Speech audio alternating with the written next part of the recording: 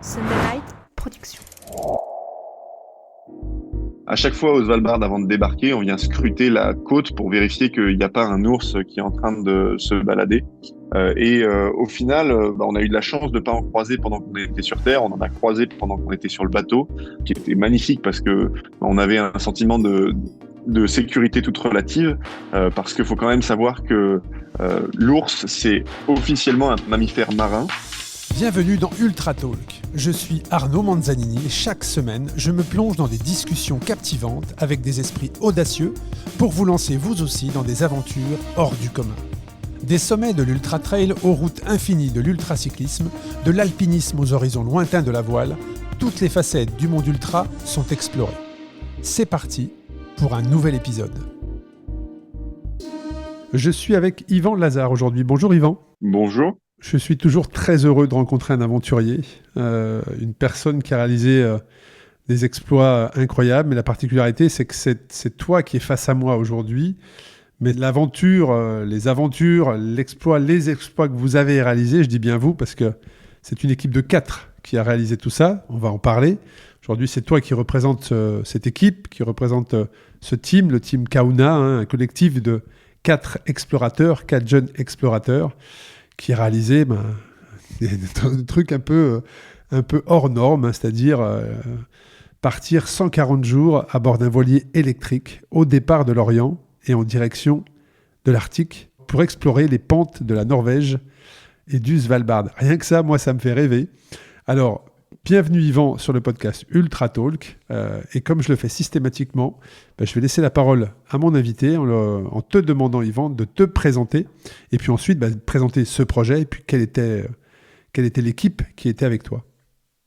Merci de ton invitation. Donc en effet, il y a 2 ans maintenant, on est parti avec 3 copains d'école d'ingénieurs à Paris, Centrale Supélec, et on est allé en voilier au-delà du cercle polaire arctique, au Norvège et au Svalbard, donc qui s'appelle également Spitsberg. Donc on est allé au Svalbard, qui s'appelle également Spitsberg, et on est allé faire là-bas principalement du ski de randonnée et de l'alpinisme. C'était un projet un peu fou d'école où on est parti à 4 étudiants sans forcément trop savoir à quoi s'attendre. J'étais le seul qui savait naviguer. On est 2 à avoir déjà fait de l'alpinisme et du ski de randonnée avant. Donc il y a eu une grosse partie où il a fallu se former.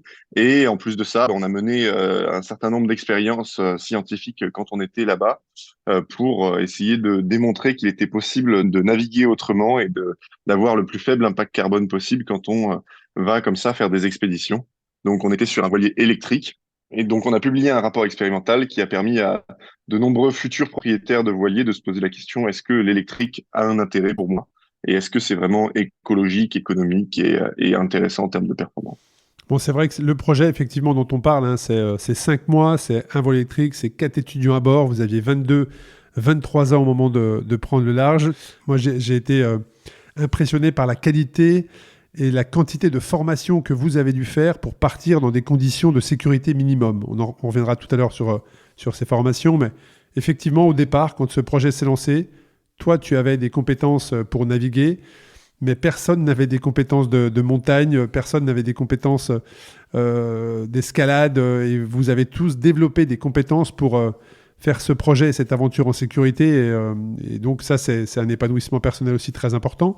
À travers ça, il y a également 12 000 km de navigation, 40 ascensions en montagne, autant probablement de descentes à ski, de la cascade de glace, un record mondial, puisque vous êtes le premier équipage à bord d'un voilier électrique à avoir emmené un bateau justement le plus au nord de la planète. Il y a une descente aussi à ski qui était mémorable dans le documentaire, hein. Moi qui ai roulé en Scandinavie, en Norvège, je reconnaissais bien ce paysage de fjord et cette végétation typique. Un film est sorti le 2 juin dernier, que je vous invite à regarder. Moi, je l'ai visionné avant qu'on échange justement, et les images sont juste folles. Mais ne serait-ce que dans ta présentation, moi j'ai 2 questions qui me viennent en tête. C'est à quel moment est-ce que vous êtes parti? Et à quel moment est-ce que vous vous êtes trouvé au Svalbard? C'était quelle période de l'année?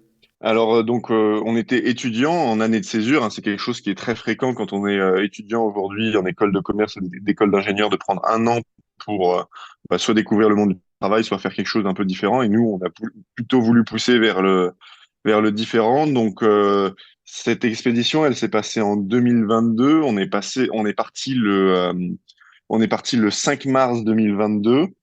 Et en fait, on a progressivement remonté la Norvège. Donc, d'abord traversé la mer du Nord, bien sûr, et remonté la Norvège. On a passé à peu près 2 mois en Norvège à faire du ski de randonnée. Et ensuite, on est allé au Svalbard autour du mois de juin. Et on est rentré au mois de juillet. Donc, le total, c'est 140 jours. C'est à peu près 5 mois d'expédition, avec l'aller-retour, départ de Lorient et arrivée à Lorient. Donc, en effet, très intense, hein. J'étais le seul à avoir déjà fait un petit peu du bateau avant. J'étais enseignant, moniteur de voile. Et un des gros challenges d'art, c'était justement d'arriver à former un peu sur le tard les trois autres comparses pour arriver à pouvoir prendre des quarts et se relayer sur la voie de manière un petit peu plus équilibrée. Mais c'est clair que le début et la traversée de la mer du Nord au mois de mars, c'était un des vrais premiers challenges et des premiers Everest de cette expédition. Alors, c'est impressionnant, hein, parce que tu nous expliques que vous étiez au mois de mai-juin au Svalbard et dans les images, il y a encore une neige de dingue. Vous slalomez entre les icebergs. Quelle était la température? Parce que vous étiez quand même bien habillé dans la vidéo, hein. Enfin, on voit voilà, c'était pas non plus, il n'y avait pas non plus les gros bonnets, les écharpes, les gants, mais il y avait quand même la grosse doudoune. On était sur quel niveau de température? Alors, c'est un des éléments qui nous faisait peur. En effet, la question de la température, on s'est bien équipé. Et finalement, c'est pas tant la température qui nous posait problème, mais l'humidité. En fait, tout au long de l'expédition, on avait des températures autour de 0,5 degrés. Donc, c'était pas extrêmement chaud. Le plus froid qu'on ait eu, c'était peut-être moins 10 degrés. Mais par contre, dans le bateau, en fait, avec la cuisine et rien que la respiration, on est en La permanence à condensation. avoir de l'humidité et la condensation vient tout mouiller, les doudounes, et on se retrouve à avoir froid pour cette raison-là. D'autant plus qu'on essayait d'être le plus sobre possible sur notre chauffage qui était au diesel. Et par conséquent, on chauffait rarement à l'intérieur du bateau au-delà de 11, 12, 13 degrés, ce qui était très compliqué pour faire sécher ne serait-ce que les peaux de phoque quand on rentrait d'une petite sortie en montagne. Euh, pour le coup, un élément qui est intéressant sur la température, c'est que on était au mois de juin au Svalbard et 2 semaines avant qu'on parte, on a dû retarder un petit peu notre départ parce qu'il y avait encore des icebergs et de la glace au Svalbard qui nous empêchaient de passer. La banquise était là et on avait un bateau qui était en plastique qui nous permettait pas de casser cette banquise ou même d'avoir un contact avec elle. Et finalement, en fait, il y a eu une canicule pendant qu'on était au mois de juin au Svalbard, donc en 2022, qui a battu tous les records de l'époque. Il faut savoir que le Svalbard, c'est l'endroit au monde où le réchauffement climatique est le plus fort. Et on a dépassé les 20 degrés. Et dans les images du film, on voit notamment on est en t-shirt. C'est parce qu'on est pendant cette canicule-là. Et pour le coup, c'était assez choquant de voir que là, on était à 78 degrés nord, donc à 1200 km du pôle Nord. On pouvait avoir des températures où on était en t-shirt et en short. Et il y a un point commun que l'on a dans cette aventure, c'est que vous avez passé le cercle polaire en voilier. Moi, je l'ai passé en vélo. Et ça m'a fait vraiment bizarre, où je me suis dit, c'est quand même une ligne, tu vois, c'est quand même un point de passage important d'être au-dessus du cercle polaire. Et on le voit dans le documentaire. D'ailleurs, vous fêtez vraiment tous les quatre le fait d'être le bateau. On vous voit regarder sur vos montres et se dire, ah, ça y est, on a passé le degré, on est au-dessus, on a mené le bateau le plus haut. Ça fait quoi de se sentir comme ça sur l'eau, mais au-dessus du cercle polaire? Est-ce que la sensation était particulière, d'autant plus qu'à ce moment-là, comme tu l'as dit, dans la période de l'année dans laquelle vous étiez là-haut, c'était full jour. Il n'y avait pas de nuit en fait. Donc vous aviez, tu l'expliques très bien dans le documentaire, parfois été éveillé 20 heures de suite, puis ensuite vous dormiez 15 heures de suite sans savoir vraiment où est-ce que vous vous situez entre le jour et la nuit. Ouais, c'est clair que ces lignes imaginaires, l'équateur, le cercle polaire, et quand on est arrivé aux 80 degrés nord, c'est un peu toujours bizarre parce que tu es au milieu de l'océan et la seule chose qui vient te dire que tu fais quelque chose d'hors du commun, entre guillemets, c'est ton GPS, c'est ta montre. Et quand on a passé les 80 degrés nord, la manière dont ça s'est passé, c'est qu'on était au nord de l'archipel du Svalbard et quand on est au nord, on est à 79 quelque chose. Et on s'est dit quand même, il y avait déjà un bateau électrique qui était arrivé jusqu'au Svalbard, jusqu'à la capitale qui s'appelle Longyearbyen et qui est à peu près à 78 degrés nord. Mais ce bateau électrique-là, il avait pas été autant au nord que nous. Et donc, on s'est dit, allez, quand même, on est aussi proche. Donc, on fait à peu près une demi-journée de navigation pour aller à ce point qui n'existe pas et qui est juste fictif. Mais c'était aussi un petit peu pour faire ce clin d'œil-là. C'est vrai que ça peut paraître bizarre, voire même inutile, mais Mais nous, c'était aussi une manière de se dire, bon, là, on est arrivé au top et on a coché aussi une case dans l'expédition. Et cette histoire de jour polaire, ouais, c'est assez impressionnant. Donc là, dès qu'on dépasse le cercle polaire arctique, bah, le jour le plus long de l'année fait plus de 24 heures. Et en fait, nous, on était tellement au-delà du cercle polaire que il y avait même plus de différence entre la luminosité qu'il y avait pendant la journée et pendant la nuit. Et ça ça trouble complètement l'organisme. Et on a vu nos cycles et nos rythmes qui se ralentissaient vraiment de manière importante. Et en plus de ça, on était vraiment dopé à l'adrénaline de faire du sport. Donc, ça arrivait de faire des très, très longues sorties et on était vraiment sur une autre planète. Et ça nous arrivait même quand on était dans une ville de se réveiller à 3 heures du matin et de se dire pourquoi les commerces ils sont pas ouverts, il fait grand jour, c'est pas normal. Donc c'est assez troublant cette posture-là. On a eu de la chance, on n'y était pas pendant la longue nuit parce que ça pour le coup c'est un autre challenge et c'est peut-être un peu moins rigolo aussi. Mais est-ce que à travers justement cette perturbation de ce cycle-là, est-ce que vous aviez eu un ressenti particulier au niveau de vos sensations? Est-ce que naturellement, votre phase d'endormissement était la même ou est-ce qu'elle a vraiment, vraiment été perturbée au niveau, tu vois, de l'endormissement, du réveil, même de la sensation de faim? Est-ce que tous les repères étaient modifiés ou est-ce qu'il y avait quand même un rythme biologique que vous ressentiez? Je dirais que tous les repères sont modifiés, d'autant plus que nous, on n'avait pas la société autour de nous pour nous maintenir sur un rythme constant. Il y a deux rythmes qui sont très différents, qui sont le rythme du bateau et le rythme de la montagne, et on alternait vraiment entre les deux. Au rythme de la montagne, il faut que tout le monde soit debout et prêt à la même heure et fasse son effort physique en même temps, mange en même temps, alors que le rythme du bateau, c'est le contraire. Il faut que tout le monde soit de veille et de quart à des moments différents et il faut arriver à se reposer pendant que les autres sont en train de naviguer. Donc il y avait vraiment une synchronisation qui était pas facile sur cet aspect-là. Et en plus de ça, nous, on avait une contrainte qui on voulait aller faire du ski quand il faisait beau, quand on avait une bonne visibilité. Et donc en plus, on se synchronisait vraiment sur les périodes de soleil pour faire ça comme ça. Donc vraiment le rythme normal est complètement troublé et même 1 an ou 2 ans après, on a encore, entre guillemets, des séquelles. On arrive à dormir beaucoup plus longtemps que quand on est parti, quoi. Ah, Aujourd'hui, c'est je peux faire incroyable. une nuit de 15 heures si jamais je suis très fatigué, ça ne me pose aucun problème. Comme quoi le corps a des ressources. Et j'avais une question également, avant de continuer dans le fil de l'épisode, mais est-ce que donc vous êtes remonté en bateau la mer de Norvège? Est-ce que vous êtes passé à proximité du Cap Nord pour voir ce rocher qui s'élève au-dessus de la mer, ou est-ce que ce n'était pas du tout sur votre route? Alors, on s'est rapproché du Cap Nord, qui est un endroit en effet assez mythique. Mais le Cap Nord, la fois où on avait prévu d'y aller, et c'était pas forcément un objectif parce que là-bas il y a pas énormément de ski. Enfin, la steppe est plutôt assez plane, donc c'était plutôt pour se dire qu'on allait au Cap Nord. Et la fois où on avait prévu d'y aller, on a eu une tempête qui nous a fait modifier notre itinéraire et c'était quand même relativement éloigné de la ville où on allait pour se ravitailler, qui était Tromsø, donc au nord de la Norvège. Donc on n'y est pas retourné, mais on s'en est assez rapproché.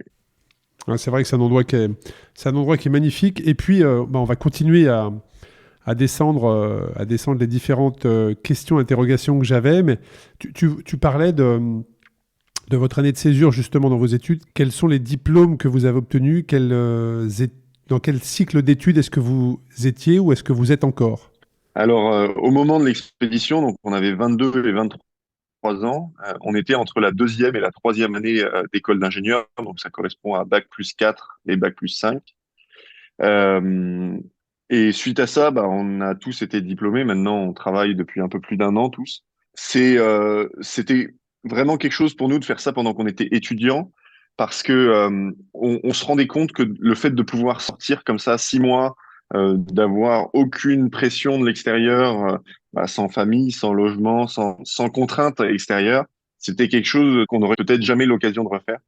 Et bah, on était assez content de pouvoir avoir cette occasion-là et on voulait surtout pas la laisser partir. Par contre, c'est clair que ça n'a pas été facile de convaincre l'école. Forcément, un projet comme ça, bah, ça peut faire peur. Donc, on a passé plusieurs mois à les convaincre, à leur fournir des documents pour leur attester que on partait pas non plus de manière complètement non préparée. Donc on a passé un certain nombre de diplômes, étant donné qu'on devait avoir une arme obligatoirement quand on était au Svalbard. On a dû passer le permis de chasse en France aussi pour pouvoir louer une arme. On a dû, pour les autres, beaucoup passer des formations pour apprendre à faire de la mécanique marine si jamais on avait un moteur qui ne marchait plus. On a appris à faire de la médecine en mer aussi, parce que, ou même sans beaucoup d'expérience, on savait se rattraper à certaines choses si jamais il y avait un problème qui se présentait. Alors ça, je voulais en parler de ces permis, effectivement, on y reviendra, mais est-ce que tu peux nous présenter tes 3 équipiers vraiment également, et surtout quelles étaient leurs compétences? Parce que j'imagine que vous avez constitué cette équipe avec, toi tu avais cette compétence de la voile, probablement que d'autres avaient quand même des compétences à mettre en avant. Quelles étaient les 3 autres personnes qui t'ont accompagné et quelles étaient leurs compétences dans cette aventure? Le premier avec qui ce projet est né, c'est Baptistin. On était président et trésorier du club montagne de notre école ensemble. Et, euh, et vraiment, Baptistin, c'est un gars à qui, quand tu es en montagne, tu sais que la technique, ça va marcher à tous les coups. Il est passionné par ça, il en fait depuis tout petit, il a grandi proche des Pyrénées, donc c'est vraiment quelqu'un où tu peux mettre sa confiance en lui à fond quand tu pars faire de la montagne. Par contre, le problème de Baptistin, c'est qu'on avait fait une semaine de bateau pour essayer de jauger si ça pourrait aller pour lui avant de partir.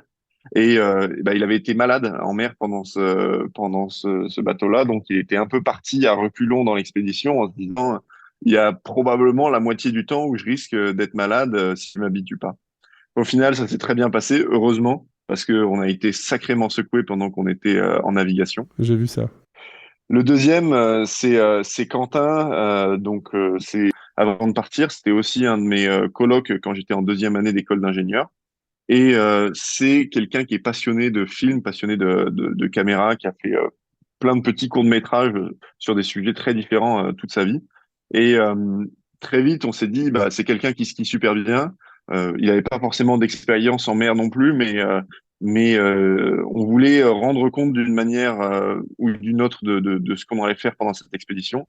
Donc, le fait d'avoir un passionné de vidéo, c'était forcément quelque chose qui nous parlait. Et en plus, il était super cool. Donc ça a bien marché. Et le dernier à avoir rejoint l'expédition, c'est Robin. Robin, donc avec qui on était aussi en coloc.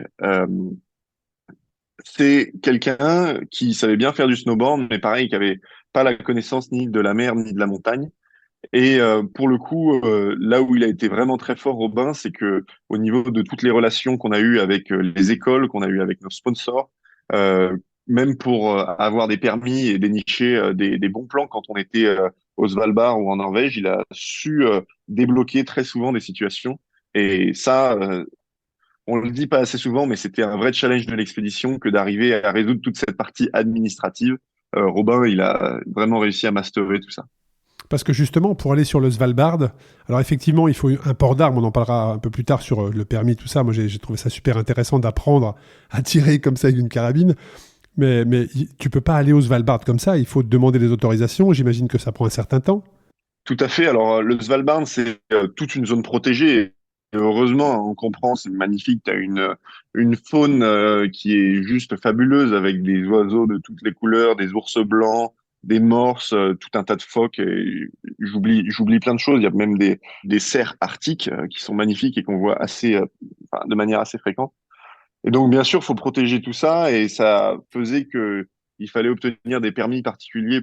Et ça nous a pris plus de 2 mois, et on avait toujours cette incertitude pendant l'expédition où, en parallèle de la navigation et de la montagne qu'on faisait, le soir, on rentrait et on se connectait pour essayer de pousser pour obtenir ces permis-là, qu'on a réussi à obtenir au final le jour où on est arrivé au Svalbard. Donc, ça s'est vraiment déroulé à 1 ou 2 jours près qu'on ait pu aller se balader autour du Svalbard. Et on n'est pas les seuls à faire ça. Il y a une dizaine de bateaux qui font ça, qui faisaient ça en même temps que nous. Et il y a même un petit port au Svalbard. C'est l'unique port du Svalbard, c'est à Longyearbyen. Donc c'est très éloigné, mais malgré tout, il y a la possibilité de naviguer. Et un truc qui était assez fou et qui nous a pas mal surpris, c'est qu'il y avait même des bateaux de croisière, des énormes bateaux où il y a des centaines de personnes dessus qui naviguaient dans les mêmes fjords que nous. Et c'était assez surprenant de voir cette différence des genres entre nous qui étions quand même Tu m'étonnes. assez roots dans la manière de naviguer des gens qui débarquaient et qui avaient un verre de champagne qui leur était servi à la sortie du bateau. Donc, ouais, il y avait parfois des échanges qui étaient assez curieux, mais ça se passait super bien avec tout le monde. Une grande zone et au final, on est quand même assez tranquille. Est-ce que vous étiez en autonomie sur ce projet? Alors, on faisait des courses de nourriture parce que on mangeait énormément. On a mangé beaucoup plus que ce qu'on a prévu et donc toutes les 2 semaines, on se ravitaillait au supermarché dans un port. Par contre, sur des périodes de 2 semaines, on était en autonomie complète en eau et en nourriture. Intéressant. Et tu as parlé des études tout à l'heure. Alors c'est vrai qu'il y avait Centrale Supélec qui était derrière. Aujourd'hui, donc tu es en poste. Est-ce que tu peux nous partager? Donc là, au moment où on se parle, tu es à Paris, mais ton lieu de résidence n'est pas en Europe. Est-ce que tu peux nous partager où est-ce que tu habites et quelle est aujourd'hui ton activité? Alors aujourd'hui, donc j'habite en Californie. Je travaille pour une entreprise que normalement vous connaissez bien qui s'appelle EDF. J'ai un peu continué dans la même trempe que le projet Kahuna parce que les études qu'on a fait sur Kahuna, c'était des études énergétiques pour savoir si le voilier électrique, ça pouvait être le futur du nautisme. Et aujourd'hui, je travaille dans les réseaux électriques et j'aide l'électrique français à prendre les bonnes idées qui peuvent apparaître aux États-Unis. C'est vraiment dans la continuité et on est plusieurs dans le projet à continuer à travailler dans l'énergie parce que c'était bien sûr notre passion et puis le fait de partir sur un voilier électrique c'était aussi quelque chose qui faisait sens pour nous vis-à-vis de notre école. Et puis pour être tout à fait honnête, c'était un bon moyen de convaincre l'école de nous laisser partir. Donc on a continué là-dedans pour la plupart d'entre nous. Ah, c'est vrai que ça permettait aussi de faire un test grandeur nature, hein, de ce que vous aviez en tête, de ce que vous imaginiez, de vous rendre compte de certaines choses éventuellement. Je précise juste pour les auditrices et les auditeurs qui nous écoutent, c'est qu'effectivement, Centrale Supélec, en fait, est une école qui forme avec les ingénieurs justement pour le monde de demain. Hein. Je reprends une légère définition, mais sa formation d'ingénieur entrepreneur vise à préparer les élèves ingénieurs à relever les grands défis scientifiques, techniques, économiques, environnementaux et sociétaux du monde moderne. Et justement, ils vous ont accompagné. Le projet Kahuna faisait énormément sens, comme tu l'as dit, dans toute cette démarche et les études que vous avez menées. Et donc là, tu es à Paris. Ma question, c'est est-ce que tu es de nouveau de retour en France ou est-ce que tu vis vraiment en Californie et Paris est juste un passage? Ouais, tout à fait. Paris est juste un passage pour moi pour l'instant. J'ai mon contrat qui se termine en janvier prochain, donc je suis encore un petit peu en Californie. C'est clair que au moment où j'ai dû choisir où est-ce que j'allais habiter, il y avait une dimension qui était clairement à prendre en compte, c'était est-ce qu'il y avait de la mer et est-ce qu'il y avait de la montagne autour. La Californie, c'est grand, mais il y a quand même un accès aux deux qui est assez cool et j'ai pu au-dessus du lac Tahoe et dans la Sierra californienne faire du ski de rando et c'est même une ambiance qui m'a presque rappelé ce qu'on avait dans les fjords parce que le lac est tellement grand on voit à peine de l'autre côté. Donc la neige là-bas est très sympathique et on a eu 2 hivers super les 2 derniers hivers. Et puis la Californie est un état en termes de nature, d'environnement, d'outdoor extraordinaire. Extraordinaire. Il n'y a pas que Los Angeles en Californie. C'est un état qui est immense. Donc, je pense qu'on est beaucoup à t'envier de vivre là-bas. Moi, le premier. Donc j'espère que tu profites bien justement de ce plein air. Je reviens juste sur le voilier électrique. Si tu pouvais nous expliquer le fonctionnement. Comment est-ce que vous captiez l'énergie? Parce que de ce que j'ai vu, il y avait quand même un moteur qui était là, effectivement, au cas où. Mais comment est-ce que vous captiez l'énergie? C'est-à-dire qu'il y avait... J'ai vu le bateau, mais j'ai pas vraiment pu identifier si la plage de panneaux solaires était si importante que ça. J'ai pas l'impression qu'elle était si grande que ça. Donc comment est-ce que vous captiez l'énergie pour la restituer? Et pour faire justement, ne serait-ce que avoir de l'électricité dans le bateau pour recharger vos batteries, vos ordis, ou faire la cuisine probablement. Comment est-ce que ça fonctionnait? Comment est-ce que vous captiez l'énergie? Alors, le fonctionnement du bateau électrique, ça ressemble beaucoup à une voiture électrique dans le sens où on a, au lieu d'avoir un moteur thermique, 2 moteurs qui sont électriques, qui font 15 kilowatts, et on a une petite batterie qui fait 30 kilowattheures. Alors, pour ceux qui savent pas exactement à quoi ça correspond, c'est l'équivalent de la moitié de ce qu'il y a dans une Renault Zoé, par exemple. Donc, c'est pas des si grosses batteries que ça. Et en effet, on avait une autonomie qui était pas super. On pouvait naviguer à peu près pendant 4 heures au moteur. Donc, pendant les périodes où il n'y avait pas de vent, c'était assez minime. Pour remplir ces batteries, on avait plusieurs moyens. On avait un petit peu d'électricité solaire, mais en effet, tu l'as dit, on n'avait pas beaucoup de panneaux solaires. et ça nous permettait absolument pas de compenser pour la consommation des batteries. Ça compensait en fait tout juste pour la consommation des auxiliaires à bord, les lumières et la recharge des, euh, des ordinateurs et des caméras. Euh, Ensuite, on avait un deuxième moyen de se recharger qui était en arrivant tout simplement à quai, on pouvait se brancher et charger comme une voiture électrique. Et ça, c'est ce qui nous a permis d'avoir plus de 50% de notre énergie sur la durée de l'expédition, parce que c'est super, en Norvège, on a une électricité qui vient principalement de l'énergie hydraulique, et donc qui est décarbonée, pas chère et accessible en plein d'endroits. Donc ça, c'était top. Par contre, quand on est arrivé au Svalbard, il faut savoir que le où on vient se mettre est juste à côté de la centrale charbon qui alimente l'île. Et nous, on avait un groupe électrogène qui fonctionnait au diesel à bord du bateau. Et quand on a vu ça, on s'est dit, franchement, quel est l'intérêt de se recharger dans cette électricité qui provient d'une source qui est vraiment, enfin, complètement fossile et qui émet énormément de CO2. En fait, on avait plutôt plus intérêt à charger nos batteries avec notre groupe électrogène qu'on avait à bord avec du diesel. Mais c'était la solution très mauvaise ou la solution mauvaise, bah, on a choisi la solution mauvaise. Et donc le groupe électrogène, en effet, il permettait de nous alimenter quand il y avait des périodes prolongées sans vent ou même en cas de problème. Il faut savoir que sur un bateau, si on perd l'énergie, on ne sait plus où on est, on n'a plus de pilote automatique. Ça peut être des situations qui sont vraiment dangereuses. Et donc c'est important quand on part faire de la grande croisière d'avoir quand même une source fossile de secours, même si on a, sauf au Svalbard, bien sûr, essayer de s'en servir le moins possible. Euh, Oui, parce que ce qu'il faut bien prendre conscience, c'est que là-haut, il n'y a personne en fait. C'est-à-dire que tu ne peux pas compter sur des secours. On va pas venir te secourir, on va pas venir te chercher comme ça en 1 heure ou en 2 heures. Tu ne peux compter que sur toi-même. Donc ça veut dire qu'il faut avoir, une certaine confiance en soi, deux, une certaine confiance en son matériel, et être capable, mais ça vous êtes formé, à pouvoir subvenir à un minimum de situations d'urgence. ouais, tout à fait. Et c'est un des premiers trucs qu'on te fait signer quand tu arrives au Svalbard. Il y a un papier qui dit si jamais on doit venir te secourir, sache que pour rentrer dans l'hélicoptère, qui sont des hélicoptères de l'armée norvégienne, la première chose qu'on te demandera, c'est de faire un chèque et ça va coûter très. Et on a eu des récits de bateaux qui avaient dû appeler les secours et se faire remorquer.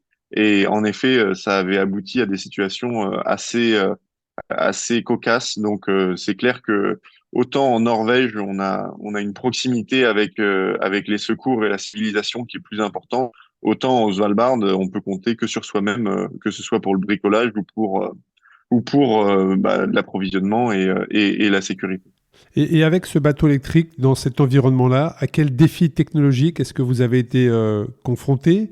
Est-ce que vous avez, de par vos formations, testé des choses, innové technologiquement quelque chose pour l'intégrer justement au voilier et puis le tester de manière dans les conditions réelles? Est-ce qu'il y a eu ce genre de choses? Quel a été vraiment le plus gros défi et qu'est-ce que vous avez, enfin pas appris parce que j'imagine que vous saviez déjà beaucoup de choses avant, mais est-ce que c'est venu valider quelque chose? Ouais, tout à fait. Donc, imaginez, il faut se dire que les voiliers électriques, on est à peu près à l'état où on était pour les voitures électriques il y a 10 ans. Donc, c'est encore à l'état presque de prototype. Et notre bateau, c'était le cas. C'était le premier bateau qui venait de ce chantier naval qui était électrique. Donc, forcément, on a été heurté à plein de problèmes de fiabilité, problèmes de jeunesse. On a passé quasiment les 3 premiers mois à devoir bricoler tous les jours, que ce soit sur la partie de la propulsion électrique ou sur d'autres éléments qui étaient des petits problèmes de jeunesse qui arrivent sur tous les bateaux.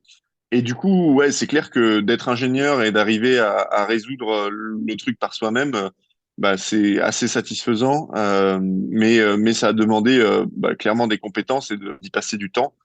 C'est pas aussi simple qu'un moteur diesel dont on tourne la clé, même si parfois les moteurs diesel, ils subissent l'environnement marin aussi. Mais nous, on avait cette partie diesel pour le groupe électrogène de secours et on avait aussi toute une partie électrique qui nous a posé énormément de challenges aussi. Et alors, tu as dit tout à l'heure que le bateau est en plastique. Alors, ça veut dire que, moi j'ai vu le voilier, c'est vrai qu'à prime abord, quand tu regardes comme ça la vidéo, ça ne se voit pas, mais ça veut dire que c'est une ossature métallique sur laquelle est tendue une toile, une bâche plastique. Donc, comment est-ce que ça fonctionne? Non, non, non, il y a absolument aucun métal là-dedans, à part pour vraiment la structure entre la quille et le mât. Donc c'est la coque qui est moulée en fait, c'est ça? C'est la coque qui est moulée dans un plastique? C'est un espèce de grand moule en plastique. On appelle ça c'est du sandwich, donc avec deux épaisseurs de plastique et une épaisseur d'isolant entre les deux. Là où on avait de la chance, c'était plutôt un plastique très costaud qu'on a eu. On a eu l'occasion de taper des petits, ce qu'on appelle des gros leurres, donc des petits icebergs qui font moins de 50 centimètres de diamètre, on va dire. Et ça fait un grand boom, mais ça laisse pas de traces. Donc c'est plutôt assez rassurant. Par contre, notre objectif à la base, c'était d'aller au Groenland. Et au Groenland, on a un espèce de pack de glace qui est une espèce de, comment dire, de mer entière qui est recouverte de plein de bouts de glace. Et le principal problème, si on a un bateau en plastique là-dedans, c'est que ça vient faire de l'abrasion et progressivement grignoter la coque. Et ça, c'est quelque chose pour lequel on ne pouvait pas prendre le risque. Et c'est aussi pour ça qu'on a décidé d'aller au Svalbard. Le Svalbard, c'est l'endroit le plus au nord du monde où on peut aller avec un bateau qui n'est pas un brise-glace, parce qu'il y a le Gulf Stream qui remonte toute l'Europe et qui vient Exactement. envoyer voilà, de l'eau chaude très au nord du monde. Et donc, c'est là où on peut se rapprocher le plus du pôle Nord. Ouais, je ne sais pas si c'est encore ouvert, mais potentiellement dans les années futures avec le réchauffement, c'est un endroit du monde qui restera ouvert. En tout cas, on pourra passer tout au long de l'année, alors que dans les années passées, justement, bah, l'hiver, c'était juste tout était banquise. Mais c'est vrai que ça doit être impressionnant de se retrouver dans ces parties, dans ces parties du monde où l'être humain ne peut pas vivre normalement de par les températures extrêmes qu'il fait là-haut. Et justement, on parle de l'être humain, de vivre dans des températures extrêmes. Parle-nous un petit peu de cette exploration, de ces exploits que vous avez réalisés.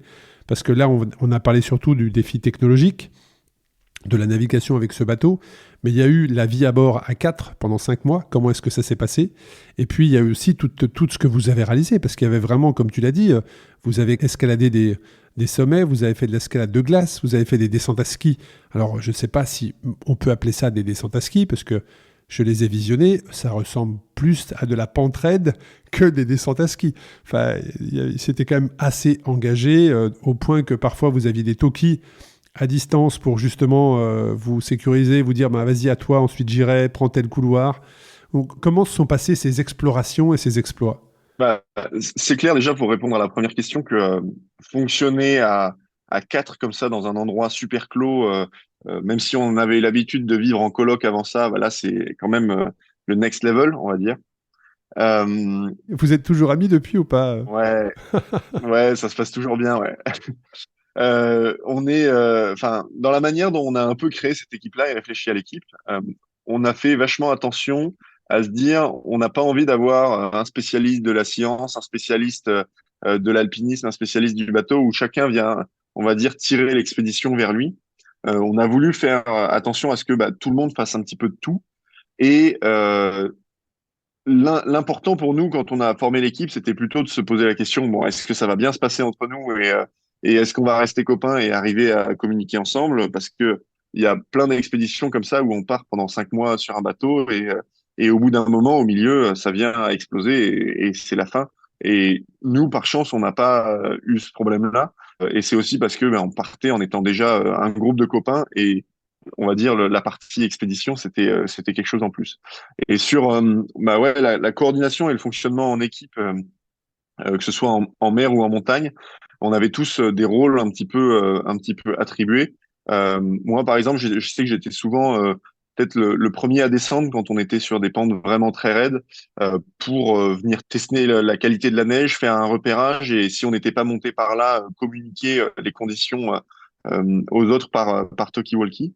Euh, dans le film, on voit que les jours où il fait grand beau temps, les jours où on descend les pentes super vite. La réalité, elle est un peu différente de ça et ça vous surprendra pas. C'est que, bah, au final, il y a plein de fois où on bute, c'est-à-dire qu'on dit, bah, là, ce sommet-là, aujourd'hui, les conditions sont pas bonnes, il y a un trop gros risque d'avalanche ou la météo est menaçante, donc bah, on s'arrête et on n'en parle pas forcément. Et il y a aussi plein d'autres fois où bah, le ski il est pas si beau que ça bon bah dans un film de 45 minutes qui résume 5 mois forcément on a une bonne base dans laquelle piocher Mais jour après jour, on peut pas se permettre de prendre énormément de risques tous les jours et de faire une pente raide par jour pendant 140 jours, c'est juste pas fiable.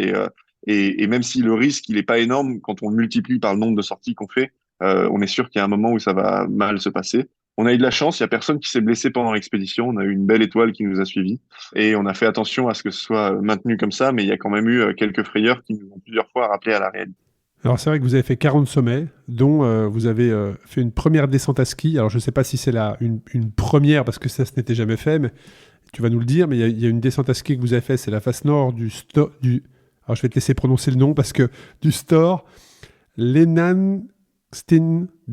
Je ne sais pas si je prononce correctement, probablement pas d'ailleurs. Donc en fait, c'est un des 4 plus hauts sommets en Norvège.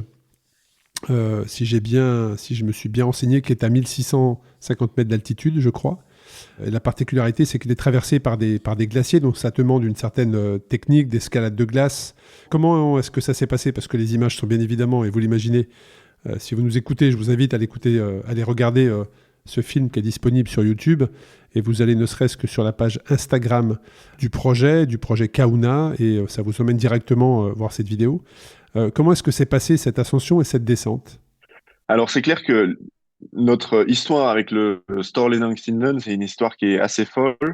On avait déjà essayé d'aller faire le Storlenangstinden parce que donc un peu plus tôt dans l'expédition, c'était un de nos objectifs et il faut savoir que une des expéditions qui nous a inspiré à partir, c'est deux gars qui étaient un peu comme nous, étudiants en école d'ingénieur et qui sont partis en bateau en Norvège sur un petit catamaran de plage. Ils s'appelaient Nuorek et ils ont fait un film qui est aussi disponible sur YouTube. Et leur objectif final, c'était le Storlenangstinden on avait envie de leur faire ce petit hommage. C'est un des plus hauts sommets des Alpes de Lingen, qui est un endroit qui est parcouru par des milliers de skieurs aussi chaque année. Et la manière dont ça se passe, c'est assez fou parce que il y a la fête nationale norvégienne et notre fenêtre de beau temps, elle est juste après cette fête nationale. Donc, je vous fais pas le détail, la fête nationale, on en profite pas mal en étant à Tromsø. Et direct, en se réveillant le lendemain matin, on est encore en train d'essayer de se réveiller, peut-être un petit peu en gueule de bois aussi. Et on part faire 10 heures de navigation pour aller au pied du glacier. Et on vient jeter l'ancre. Donc bien sûr, on se repose. On n'est pas allé faire de la montagne en étant encore sous de la veille, mais on était quand même assez fatigué. Et dès qu'on pose l'ancre, donc ça faisait déjà 10 heures qu'on navigue, on enquille sur la remontée du glacier. Il faisait jour permanent, donc on était boosté par cette lumière constante. La remontée du glacier se passe bien. Alors, c'est un sommet qui est à 1600 mètres, donc le calcul de dénivelé, il est simple. On part du niveau de la mer, donc ça fait 1600 mètres de dénivelé. La fin est un peu technique sur les 400-500 derniers mètres. Il y a un couloir qui est assez couru, qui a déjà souvent été skié, pour lequel il existe des topos, et c'est par là qu'on est monté. Sauf que dans ce couloir de montée, on est obligé de laisser énormément d'espace entre nous parce que on sent que il y a un risque d'avalanche et on n'a pas envie d'être trop proches les uns des autres pour éviter de prendre le risque de déclencher. Mais on veut quand même faire le sommet parce que même sans la partie ski, c'est un sommet d'alpinisme majeur. On arrive au sommet, il est à peu près 6 heures du matin, ça fait 20 heures qu'on est réveillé. Et là, on se dit, bah, de toute façon, le couloir qu'on a monté, il va pas être au soleil avant quelques heures, donc on peut prendre notre temps. Et pendant qu'on prend notre temps, on envoie le drone et on fait un peu un repérage à 360 du sommet. Et on se rend compte que sur l'une des faces, il y a peut-être une autre voie de descente sur la face nord qui pourrait nous amener au bateau au final en moyennant une montée dans une vallée. Donc on se dit, ah ouais, ça peut le faire. Et puis avec cette photo de la face prise avec notre drone, on arrive à repérer un passage qu'on n'avait pas pu repérer. Normalement, on grimpe par là où on va descendre, mais là, c'était un peu l'exception. Et donc, on descend là-dedans et honnêtement, c'était clairement un truc, enfin, vraiment magnifique, vraiment beau. Mais c'était aussi, moi, le ski le plus raide que j'ai jamais fait de ma vie. Oui, Donc je veux bien ça te croire. demandait, Je veux bien te croire. Les images, elles sont impressionnantes. Ce qui m'a impressionné également, c'était, et ma question, c'était comment est-ce que vous réussissiez à garder votre concentration tellement le panorama en dessous de vous était fabuleux. Parce que je sais de situer, de projeter pour les auditrices, auditeurs qui nous écoutent, mais il faut vous imaginer descendre un couloir assez étroit, de pente raide, où il faut une concentration extrême, mais en bas, devant vous, un panorama d'un fjord, avec une couleur plutôt foncée, un peu bleuâtre sur les côtés, et des sommets enneigés autour. Enfin, la vue devait être magnifique. Comment garder sa concentration ? T'as peut-être un instinct de survie en même temps. Vu la pente raide, c'est possible. Ouais, clairement, dans le couloir, quand on commence à skier, le focus, il est au maximum et ça, c'est pas trop un souci. On arrive bien à garder la concentration, mais par contre, dès qu'on s'arrête, c'est vrai qu'on est toujours subjugué par la beauté de ce qui nous entoure. Donc clairement, quand on skie, c'est pas trop un problème, le fait que ce soit beau. Et puis, bah, ça donne des images qui sont magnifiques dans le film. Euh, donc c'est plutôt tout bénef. Mais ouais, pour revenir du coup au Storley Langstindon, la descente qu'on fait pour aller vers l'autre glacier, c'est vraiment raide, mais on se dit bah de toute façon c'est un endroit qui est presque autant skié que les Alpes en France. Donc on descend sur ce glacier et puis on se retrouve bon quand même à des endroits un petit peu merdiques où on doit tirer des rappels pour s'extraire de la langue glaciaire. Et on arrive en bas de ça et on se dit qui c'est qui a bien pu être assez bête pour venir essayer de faire cette descente-là, parce que c'était quand même super technique. On a eu des planètes qui se sont alignées au niveau des conditions, hein. Les conditions qu'on avait eues il y a peut-être 2, 3 jours dans l'année où elles sont comme ça, et c'est tout. Et en fait, bah, déjà, on a eu une longue marche pour revenir au bateau, où ça faisait peut-être quasiment une trentaine d'heures qu'on était debout, donc on commençait à être assez fatigué. Et là, on se dit, mais qui c'est qui a bien pu avoir l'idée d'aller faire ça? Et on a cherché en ligne, on a demandé aux locaux et ils nous ont dit, non, ça fait longtemps que ils pensaient pouvoir la faire, ils attendaient un bon créneau météo et on a réussi à faire cette première un petit peu par hasard, parce que à la base, on cherchait à ne pas descendre par le couloir qui était, à notre sens, un peu trop avalancheux. Donc c'est une histoire assez folle où on a fait une première devant des skieurs mondialement connus, sans trop le vouloir, on va dire. Ouais, c'est impressionnant, hein. Moi, j'ai été, enfin voilà, ça m'a totalement projeté dans les paysages que j'avais connus, mais en plein hiver. Et moi, c'est le niveau de la concentration qui m'a frappé. Comment garder, mais en même temps, c'est probablement un petit peu ce que font aussi les skieurs de pente raide, où il faut garder cette concentration parce que la pente est vraiment à son maximum. Il y a quand même un danger, qui est très très important, hein. On engage sa vie. Mais pour la petite anecdote, tu as très bien prononcé le sommet, hein. Je me lancerai pas dans une deuxième prononciation tellement tu l'as bien fait. Donc on voit que tu as l'habitude. Et je voulais continuer sur l'aspect sécurité. Là, on a parlé de la sécurité dans la pente raide, mais moi, ma question, c'est, vous avez dû passer le permis de chasse, en tout cas l'un d'entre vous devait avoir le permis de chasse pour rentrer au Svalbard, hein, voilà. Et est-ce que tu peux expliquer aux auditrices et auditeurs pourquoi il faut le permis de chasse pour rentrer au Svalbard et est-ce que vous avez eu l'occasion de vous en servir? Alors, on était trois dans l'équipe à avoir passé le permis de chasse. Avoir une arme au Svalbard, c'est obligatoire et en fait, ça s'appelle Polar Bear Protection, donc la protection contre les ours polaires. On a une carabine de gros calibre, hein, qui est à utiliser bien sûr seulement en ultime recours pour de la défense. C'est même d'ailleurs un gros problème si jamais on vient à devoir se défendre contre un ours. On sait qu'il y a des grosses amendes et bah, ça reste une espèce protégée et heureusement donc, on n'a pas du tout envie de s'en servir, mais ça reste obligatoire pour pouvoir bah, se balader sans avoir un guide au Svalbard. Donc, on s'est entraîné un peu en France. C'était quelque chose pour lequel on était complètement novice. Donc, bah, on a découvert tout ça. On a dû apprendre toutes les espèces d'oiseaux qui sont chassés en France, de canards. Donc, ça, c'était assez rigolo. C'était un petit peu décalé par rapport à l'expédition qu'on allait faire quand on allait bah, dans le Massif central passer notre permis de chasse. Et en plus de la carabine qu'on a, qui est super lourde, parce que pour l'anecdote historique, c'est une carabine c'est des Mauser qui ont été laissés par les nazis lorsqu'ils ont envahi le Svalbard et qui se sont retirés en 1944. Et c'est toujours ces modèles-là qui viennent louer aux touristes et qui marchent toujours super bien. Et en plus de ça, on a également des flare guns, donc ça ressemble un petit peu à des fusées de détresse. C'est des éléments qui sont juste destinés à faire un bruit de pétard pour essayer d'effrayer l'ours si jamais il viendrait nous attaquer en premier lieu. Mais ce qui est certain, c'est que à chaque fois au Svalbard, avant de débarquer, on vient scruter la côte pour vérifier qu'il n'y a pas un ours qui est en train de se balader. Et au final, bah, on a eu de la chance de pas en croiser pendant qu'on était sur Terre. On en a croisé pendant qu'on était sur le bateau, qui était magnifique parce que bah, on avait un sentiment de sécurité toute relative. Parce qu'il faut quand même savoir que l'ours, c'est officiellement un mammifère marin. Et donc, c'est des nageurs exceptionnels. Donc, on n'a pas envie de prendre le risque quand on est à côté d'eux de se retrouver dans une petite annexe. Donc, on était sur notre gros bateau, ce qui quand même était assez rassurant. Et c'est clair que ben, tout de suite, quand on doit s'équiper d'une arme et skier avec une carabine qui pèse peut-être 7 ou 8 kilos, Ça met dans l'ambiance et on sait qu'on n'est pas là pour rigoler et que si jamais il y a un problème, c'est sur nous qu'il faut compter.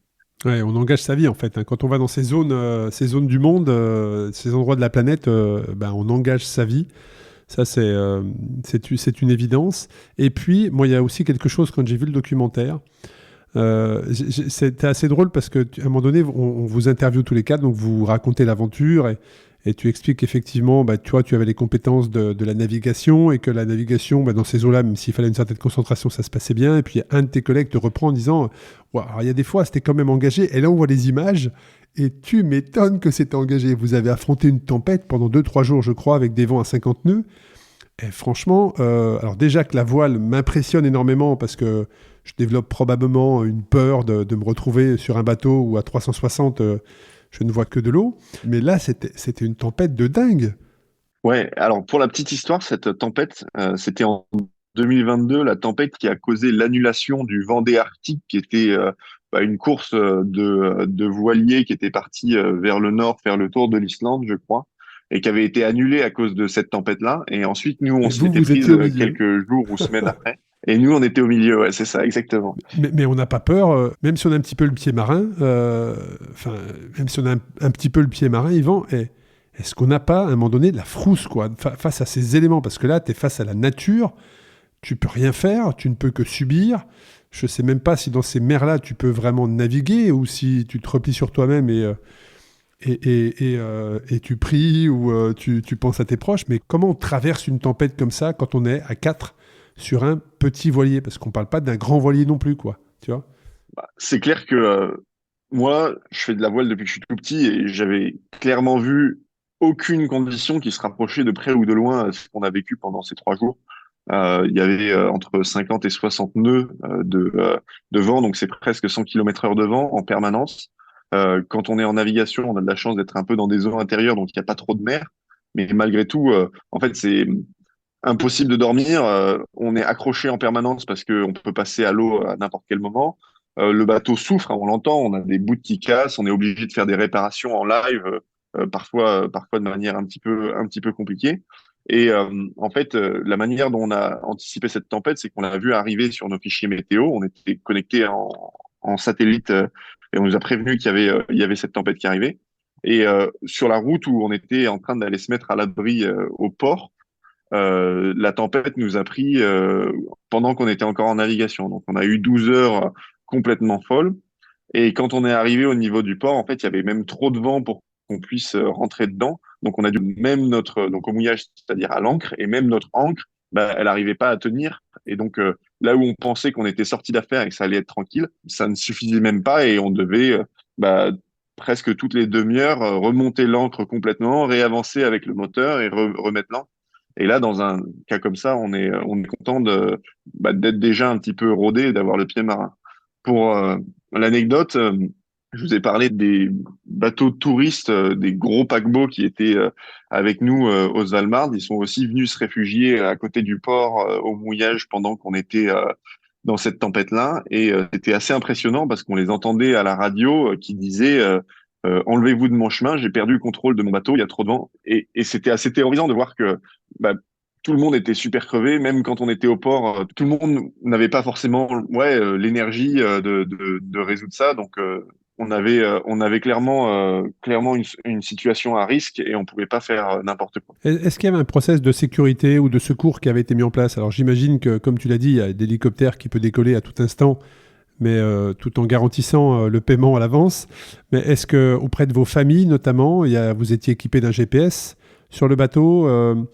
Est-ce qu'il y avait un process de secours? Est-ce que vous les contactiez régulièrement? Comment ça se passait, la relation avec les proches, surtout dans des moments où tu sais que pour les personnes qui étaient en France, notamment, enfin vos familles, vous passiez un sale quart d'heure. Comment ça se passait, ça, la relation? Alors c'est une bonne question et souvent quand on a des gens à qui on présente le film pendant des festivals ou en salle de cinéma qui ont un peu l'âge de nos parents, ils se posent tous la question de dire comment est-ce que j'aurais réagi si ça avait été mon fils ou ma fille. Et moi j'ai la chance d'avoir des parents qui m'ont très vite emmené faire du bateau et de la montagne et ils comprenaient la situation dans laquelle on était et ils étaient plutôt à aider et à chercher à nous proposer des solutions et très constructifs. donc c'était une vraie aide. C'est vrai que notamment les autres parents qui connaissaient peut-être moins le milieu de la mer, on va dire que on leur racontait, mais a posteriori quand le problème était passé pour pas les Pas les surinquiéter. inquiéter. Et Ah puis en oui. plus de ça, on écrivait une newsletter qui est d'ailleurs disponible sur notre site internet euh, sur la manière dont ça se passait. Donc il y avait quand même ce lien qui était fait, mais c'est vrai que une fois qu'on raconte ce qui s'est passé et que ça s'est bien déroulé, c'est aussi une manière de mettre en confiance nos proches en disant bon bah ils ont eu des problèmes, ils cherchent pas à nous le cacher et on les partage de manière ouverte même quand on n'a pas forcément été top dans la manière dont on l'a résolu. Mais malgré tout, ils ont réussi à s'en sortir, donc ça veut dire que je peux faire confiance. Et c'est clair que ça nous a fait aussi pas mal grandir hein, cette expédition. Quand on Très revient, probablement. on regarde tout le chemin qu'on a parcouru et on se dit waouh, quoi. Ah, c'est clair, je peux totalement le comprendre. Et puis il y avait aussi dans cette recherche, une recherche justement de mesures d'impact environnemental, de recherche scientifique. Quels ont été les résultats préliminaires ou les conclusions que vous avez pu tirer justement de cette aventure? Alors la problématique à laquelle on a cherché répondre, c'est est-ce que le bateau électrique c'est bien, le voilier électrique c'est bien, et c'est sur trois plans qu'on a regardé ça. Le premier plan c'est l'aspect environnemental, savoir combien de temps il faut naviguer avec ce voilier électrique pour équilibrer les émissions carbone qui sont faites par la création des batteries. Le deuxième point c'est l'aspect économique, combien de diesel il faut économiser pour éviter, le deuxième point, c'est l'aspect économique, c'est-à-dire combien de diesel il faut éviter d'acheter pour essayer d'équilibrer le prix du prototype. Et le troisième, c'est est-ce que c'est agréable, est-ce que c'est performant, est-ce que c'est silencieux. Et donc la conclusion, c'est que avoir un voilier électrique à propulsion électrique ou hybride dans notre cas, c'est intéressant seulement si on vient se servir beaucoup de son voilier pour pouvoir équilibrer l'impact qui a été fait à la fabrication des batteries. Et donc ce beaucoup, c'est à minima 2 à 3 mois par an pour être à l'équilibre carbone au bout d'une dizaine d'années. Donc ça veut dire que quand on sait que la plupart des voiliers qui sont en France, ils sont utilisés probablement seulement 2 semaines par an, que pour la plupart d'entre eux, en fait, un moteur diesel, c'est pas forcément la solution moins écologique. Ouais, c'est très intéressant ce que tu partages. Ouais. Sur un voilier, l'objectif principal, bien sûr, c'est d'utiliser la voile pour avancer, mais on vient quand même utiliser le moteur, soit quand il n'y a pas de vent, soit quand on doit manœuvrer dans les ports. Et c'est aussi un point qui était intéressant, c'est que on avait la chance d'avoir un bateau en plastique qui était relativement léger, alors que les bateaux en acier qui naviguent dans ces zones-là, ils sont beaucoup plus lourds et il leur faut plus de vent avant de pouvoir naviguer à la voile. Et c'est aussi un des éléments qui nous a permis de consommer moins de diesel, c'est que on naviguait à la voile forcément beaucoup plus souvent et même on se forçait un petit peu, même quand c'était pas très agréable ou pour des petites durées, à hisser les voiles et à y aller quand même en essayant de consommer le moins possible, ce qui n'est pas forcément possible avec tous les types de bateaux. Et Donc je surtout, dirais, si jamais on veut avoir un bateau qui est écologique, il faut en premier lieu avoir un bateau qui navigue bien à la voile. très intéressant ton retour sur ce sujet. Et puis il y a une question moi qui m'interpelle, c'est l'expérience personnelle. Parce que quand on vit comme ça 5 mois à 4 dans un bateau et qu'on va on va dans des endroits de la planète au-dessus du cercle polaire, du Svalbard. Enfin, ça représente beaucoup de choses pour les gens qui suivent l'outdoor, qui aiment les expéditions, qui aiment l'aventure. Comment est-ce qu'on revient? Comment le jour d'après, ça ressemble à quoi? Qu'est-ce que tu en as tiré de cette aventure? C'est assez intéressant la manière dont on est revenu parce que la plupart des expéditions, on est quelque part dans le monde et on prend son avion, on arrive à l'aéroport et là, on a un peu cette avalanche et on est frappé par le retour à la civilisation si brutale, c'est presque une téléportation. Alors que nous, de notre côté, on est parti du Svalbard à la fin du mois de juin et on est arrivé en France à la fin du mois de juillet. Ça nous a presque pris un mois pour rentrer, où on est allé super vite, on a traversé l'Écosse, on est passé sur le Loch Ness, donc avec les magnifiques châteaux, et on a eu un retour à la civilisation qui était en fait assez progressif. Et on savait que la majorité de l'expérience et de l'expédition était derrière nous, mais on était quand même toujours à être concentré, à faire des quarts et à naviguer. Et en fait, on était assez heureux et content de rentrer et d'avoir clôturé cette expédition-là. Et de manière assez surprenante, c'est plus facile de s'habituer au confort d'avoir un lit qui bouge pas et des habits qui sont quand on les met le matin, plutôt que dans l'autre sens. Et c'est vrai que bah, et quelques mois après l'expédition, on était en fait content d'avoir fait ça et on était d'une certaine manière encore un petit peu là-bas, mais heureux d'être de nouveau avec nos familles, avec nos amis et même de reprendre les cours en amphi. Par contre, c'est clair que l'hiver suivant, quand on a commencé à voir la neige tomber et que nous on devait travailler en amphi, ça a fait tout drôle. Et là, il y a peut-être eu un choc qui est venu peut-être 6 mois ou un an après. Et c'est aussi pour ça que on a plusieurs été dans l'idée de relancer une expédition parce que Ça, c'est le deuxième effet qui se coule, c'était quelque effectivement. chose qui nous manquait. Effectivement, après cette première aventure, Yvan, effectivement, il y a eu une suite, c'est-à-dire que l'équipe ne s'est pas arrêtée là. Il y a eu ce que j'ai dit juste avant, le deuxième effet qui se coule, c'est que peut-être, et c'est souvent comme ça qu'on comble en fait le trou, en fait, le creux de la vague émotionnelle, de se dire, en fait, j'ai plus rien. On regarde dehors, on se dit, mais je serais peut-être mieux dans une nouvelle aventure. On relance une aventure, et vous allez relancer une deuxième aventure qui va être totalement, je dirais, différente. Alors, est-ce que tu peux nous parler de cette aventure qui va durer non pas 5 mois, mais 40 jours, mais cette fois-ci en totale autonomie, tant alimentaire que logistique, et dans un endroit du monde qui est tout aussi magnifique? Est-ce que tu peux nous parler de cette aventure en Patagonie? Ouais, tout à fait. Alors, moi, je suis pas parti sur la deuxième expédition. J'avais des contraintes pro qui m'empêchaient de partir. C'est aussi ça la vie d'ingénieur quand on rentre dans le monde du travail. Mais par contre, Robin et Baptistin, ils sont partis en Patagonie sur ce qu'on appelle le Yellow Continental, qui est la plus grande calotte glaciaire non polaire du monde. Et en fait, c'est un champ de glace énorme qui s'étend sur plus de 100 kilomètres. Et leur but, c'était de commencer en faisant du canoë, donc sur un canoë gonflable, un packraft, de descendre toute une rivière jusqu'à arriver à la mer et depuis la mer monter sur le glacier, le champ de glace et sur ce champ de glace de l'alpinisme mais aussi des expérimentations scientifiques sur les microplastiques afin de savoir s'il y avait des microplastiques qui étaient arrivés dans cette zone qui est absolument pas habitée par les humains. Donc, ils ont mené cette expédition-là. Moi, j'étais leur routeur météo, c'est-à-dire que tous les jours, on avait un point par SMS satellite où je leur faisais un briefing sur la météo qui allait arriver parce que ils devaient traverser des fjords en canoë, donc fallait pas qu'il y ait trop de vent. Ils ont eu plusieurs tempêtes parce que c'est une zone où tous les 3 jours, il y a une tempête énorme. Et donc, il y avait un plan de l'expédition où moi, j'étais en train de leur permettre de faire cette autonomie-là, où ils étaient complètement seuls d'un point de vue alimentaire, mais sur sur la partie météo, je leur permettais d'avoir des clés pour organiser leur journée et s'assurer que les jours où il faisait beau, ils avançaient au maximum et ils se reposaient les jours où il faisait un peu moins beau. Alors c'est vrai que ces deux expéditions ont fait l'objet d'un film documentaire. Donc le premier qui retrace votre expédition au Svalbard est sorti publiquement le 2 juin dernier, au moment où on enregistre, donc il y a quelques jours.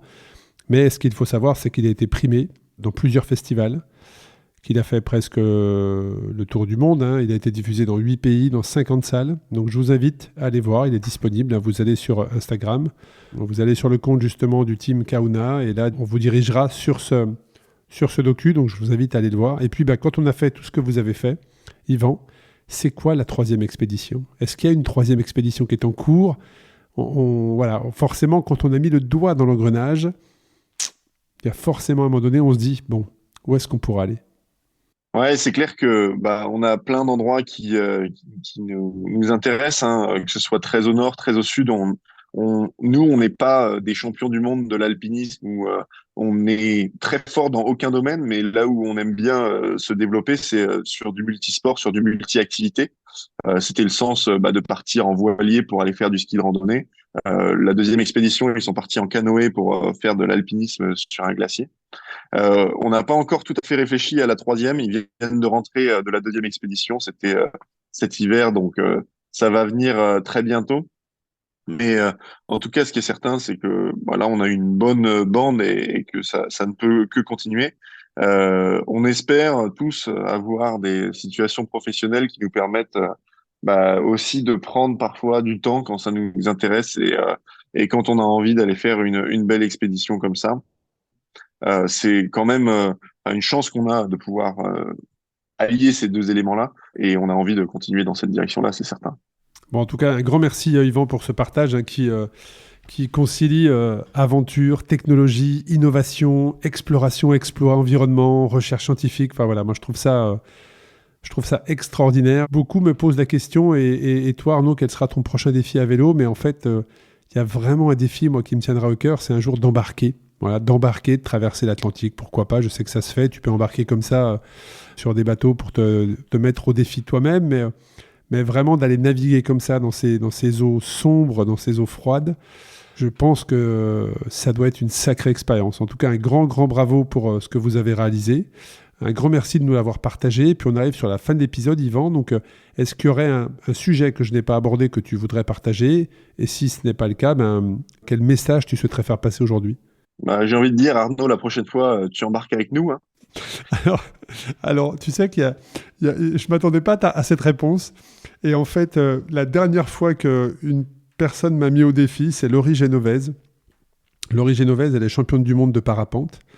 Alors, j'ai fait un épisode avec Laurie, c'est une femme extraordinaire.